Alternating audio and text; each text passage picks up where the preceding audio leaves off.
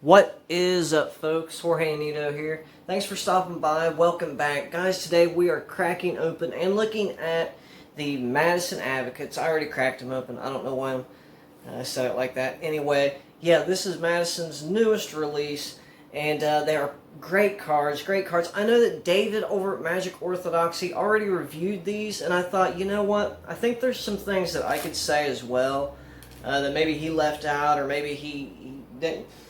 I guess I just kind of see things from a different angle, and so I feel that it's important for me to add to the discussion, if you will, my own humble thoughts and opinions.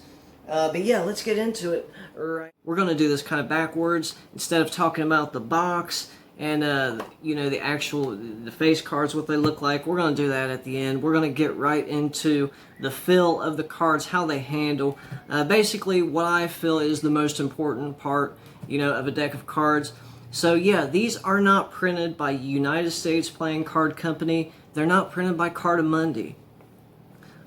So Madison went with a China printer, and what you will see is that these has like an air cushion finish, but they are deep. It's like they're quite a bit deeper than regular bikes. And so what this makes for is it's conducive, at least in my opinion, to, you know, sleights and effects where you're pilling cards, whether it be, you know, like Cardini or, you know, anything like that, even something simple like a, you know, the Madison Half Vanish right there, right? So, you know, these cards are going to be conducive for that. I mean, they have a way of sticking to your flesh, right? So, I mean, that's a wonderful thing. I don't know why that reminds me of Yasin. I never know if I'm saying that's the right way or not, but yeah, so they're quite a bit different.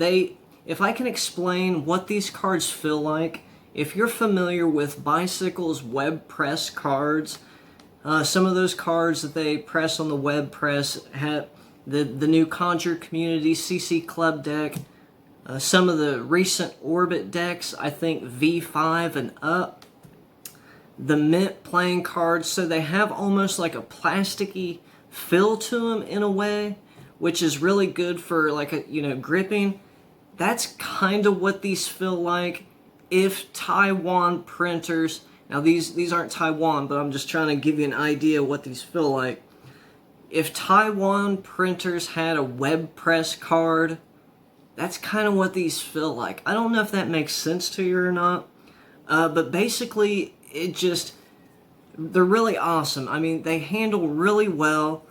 These, I believe, are traditionally cut, so the ferrule from bottom up. So just like that, and obviously the more you work them in, you'll be able to, you know, ferrule them the other way as well. But yeah, from what I can gather, these are traditionally cut, and they just handle really well. They're thin cards, but they're dense. They're really dense, and this is something that I'm just really excited about because I'm a USPCC guy myself, even though I do like Cardamundi. I love USPCC, and especially Blue Seal. I think we all love that, and that's just, you know, USPCC, that's just the brand that I always go to. And so whenever I opened this up and I started handling these, it was just shocking in a good way, and almost like breath of fresh air. To have something different than the Taiwan printers, like, what do you call it, Expert or Hansen Chan. It's different from the Taiwan printer. It's different than USPCC. It's different than Cartamundi. This is altogether different, and I'm so thankful. I love USPCC with all my heart, but man, this is just a breath of fresh air.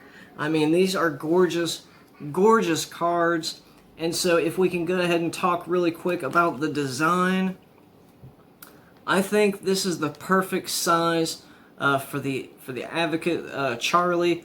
I'm so glad he didn't go a little bit bigger, and I'm glad he didn't go any smaller. I think this is just the perfect size for this design. And I mentioned this when I did the unboxing, that these had kind of a familiar feel to them. And what I meant by that was, if you was to perform with these cards, if you was to work with them, in my eyes, they seem unassuming because they don't have a lot of this stuff going on that you see in other cards.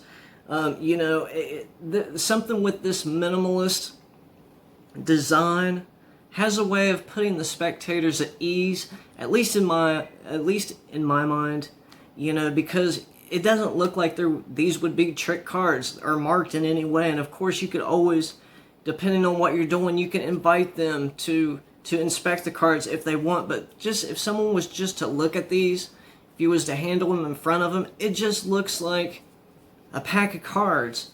It feels almost like they're put at ease, and I think that collar really lends to that as well, because it's like a faded pink in a way, but it just has a way of feeling to the spectator like there's nothing crazy going on. It's a beautiful pack of cards, but I can't see where there would be any markings or anything funny happening. So yeah, that's what I'll say about the design. As far as some of the quartz, so yeah, Daniel Snyder, he helped out with, I believe, some of the quartz. I think this is Daniel Snyder right here. I could be wrong. So you'll have mainly standard spot cards, or number cards, and aces, except for the ace of spade, which we'll get to. Have Madison just there. So I don't know that Snyder helped or entirely did the design on these. I think he contributed to it. I don't know for sure, so don't quote me on that. That's a beautiful... Now this is the Queen of Spades from the Remedies deck. This is the King of Spades, that's Rob from EPH. This is from the Remedies Private Reserve deck. For those of you who are fortunate enough to have that, we have Francis, the King of Hearts. And yeah, so just trying to go through these quickly here. I'm not sure if Lana, maybe? I'm not sure exactly. Brother Paul, just there with the glasses on and off on this side.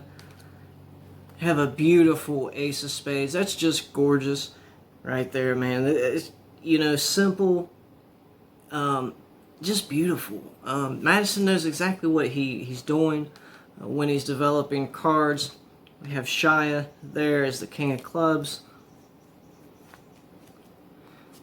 Gorgeous Queen of Hearts.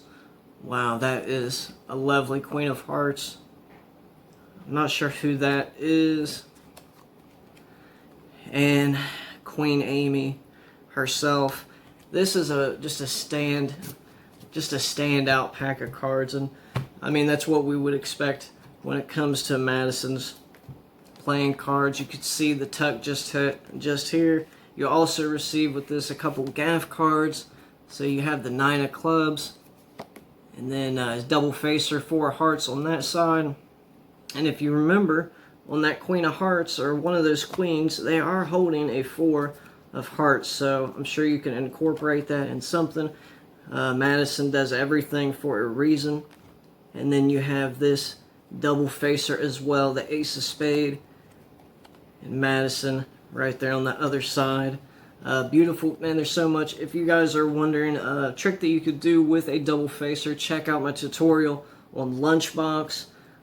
Just a really cool thing. So if we was to just to look at this tuck, see 9 of clubs just there on the flap or the tongue.